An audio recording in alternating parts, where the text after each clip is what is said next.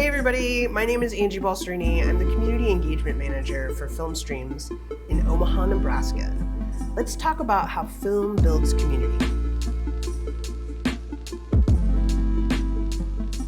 Welcome to the second episode of Community Connects. In this video series, I want to connect local organizations to our programming and foster dialogue about important issues.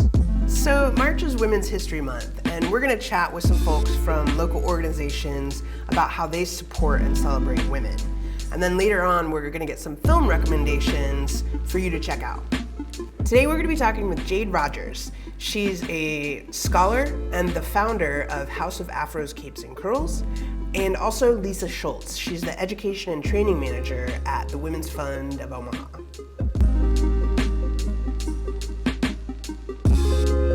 Jade, can you tell us a little bit about you? So I teach at Metro Community College. I teach at UNO, and I teach at Iowa Western Community College. And I teach African American history, Native American history and culture, and Black studies courses for those institutions, and Black women's history as well for Metro. The House of Afros, Capes, and Curls, of which I am the founder and Chief Innovation Officer. We bring people together based on a shared love and interest in science fiction, fantasy, comics, tabletop games, gaming, Afrofuturism. And all of the events that we hold and host and all the programming that we do, the spirit is bringing community together.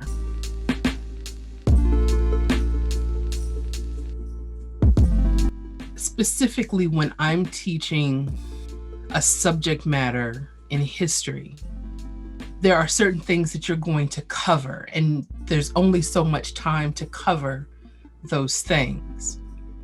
But taking the opportunity to look at a segment of the population that was affected by that thing, specifically when I'm teaching slavery, I'm going to be looking at big, broad topics, themes, events.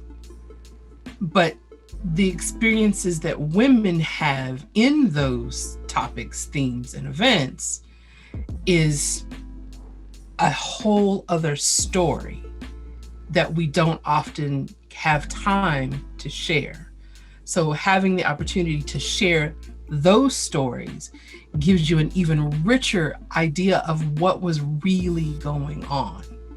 So that when I'm talking about what Black women did during enslavement as forms of resistance, that gives you another indication of the whole story that is often left out.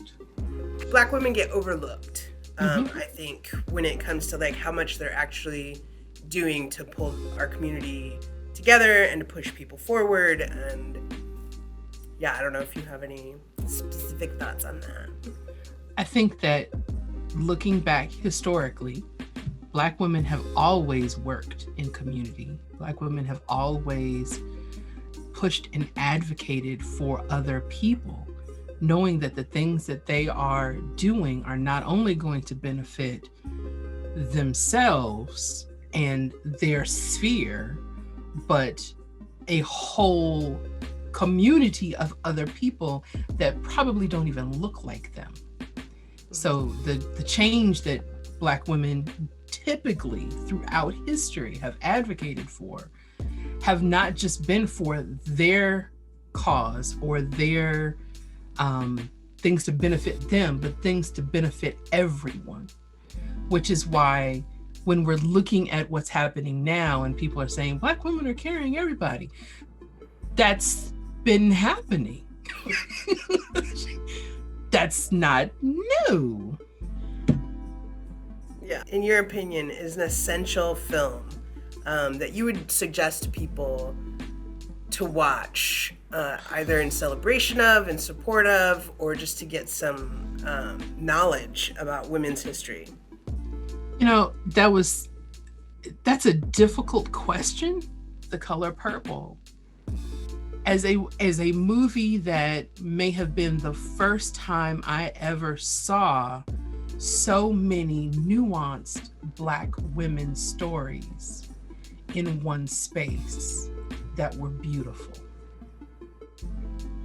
I remember seeing The Color Purple at Indian Hills. It was an important movie, and I remember that so clearly and so vividly because it felt like it was an event. And all of these Black women on the screen, it felt like I had never seen. It felt like I knew these people. I knew many of them, but I'd never seen them on the screen before. So going to see The Color Purple with my mother was an event.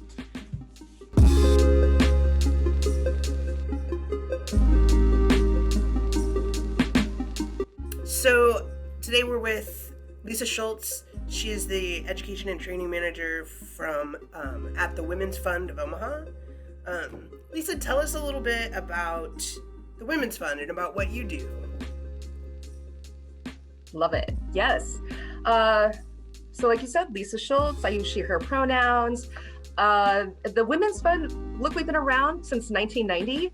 We have poured $35 million into our community, predominantly Omaha, and now also some statewide. We really focus on addressing gender-based inequities and thinking, how do we address gender-based oppression, helping women and girls create opportunities for women and girls to live to their full potential.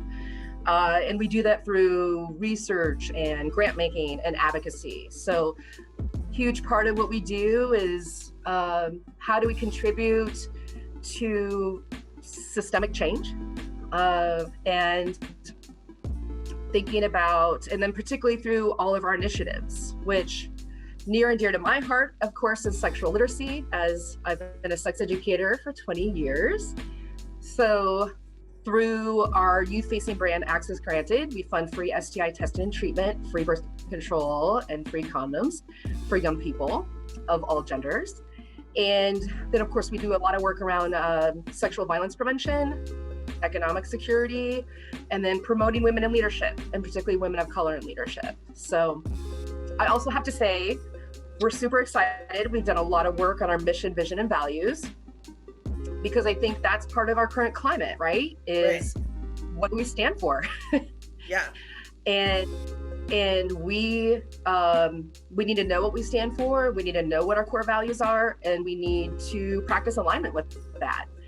And so we've outlined our values of equity, because there is definitely no gender equity also without racial equity.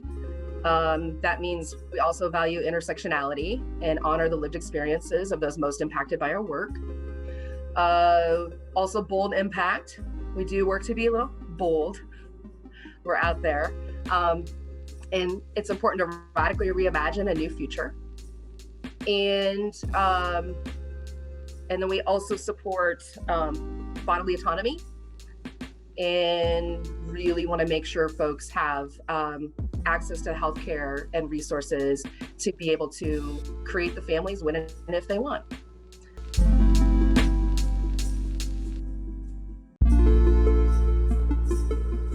We center women and girls in everything that we do, right? So I don't think there's anything necessarily different about what we're going to do in March, but I think we might be bolder, we might be louder. But I think particularly with Women's History Month, we need to know our history, right? I think we need to know where we've been in order to understand where we need to be going. If you could suggest one film right now, today, for people to check out, to get inspired, or to get a little more knowledge of women's history, what film would you pick? Well, let me think. It's got to be RBG In Her Own Words, which I think is available on the Film Stream's website, right, for March, which is fantastic. I'm not gonna lie, it made me weepy. I got in my feels about it in all the ways. And what an amazing change maker. Oscar. And I keep thinking, like, again, everything that she's fought for, we're still having to fight for. And it's really challenging. And she talked about, she had 3 strikes against her, right? She's a woman, she's Jewish, and she's a mother. Mm-hmm. So then who do we eliminate out of leadership positions who have that critical perspective of what it takes to be flexible and collaborate and delegate and innovative? That's what women have done for many, many years. I also love the love story with she and Marty, which was also such a great example of, like, what does it look like when men sometimes step back and support the women in their lives who clearly have a really bold trajectory. We have to be paying attention. Like, if you're not frustrated and kind of full of legit rage, then you're not paying attention. But we have to be hopeful and think about, what are we doing to move forward? I mean, I know her legacy is amazing and it is not in vain. So how do we make sure we, like, continue to carry that forward and do all the things, addressing systemic oppression, addressing all that? We need to feel hopeful. I mean, speak the RUTH. Film Streams recommends Half the Picture by Amy Adrian. This documentary is about the dismal number of women directors in Hollywood. It uses the current EEOC investigation into discriminatory hiring practices as a framework to talk to successful women directors about their career paths, their struggles, their inspiration, and their hopes for the future.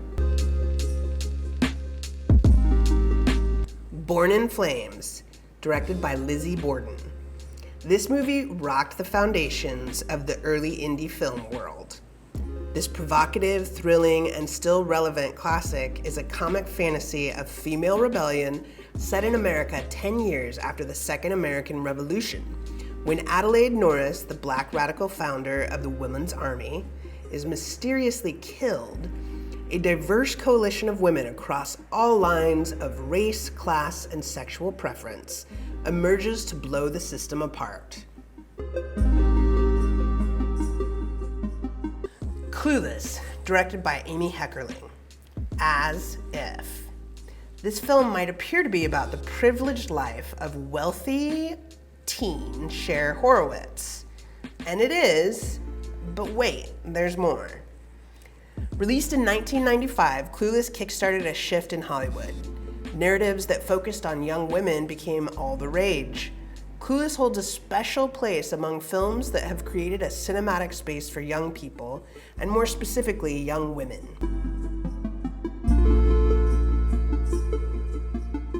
Thanks so much for hanging out with us. If you want to get involved with some community efforts to support and celebrate women, reach out to the organizations that we've mentioned. I'll put their information in the video description below, or you can reach out to me directly at Angie@filmstreams.org. Until next time, stay safe and stay connected.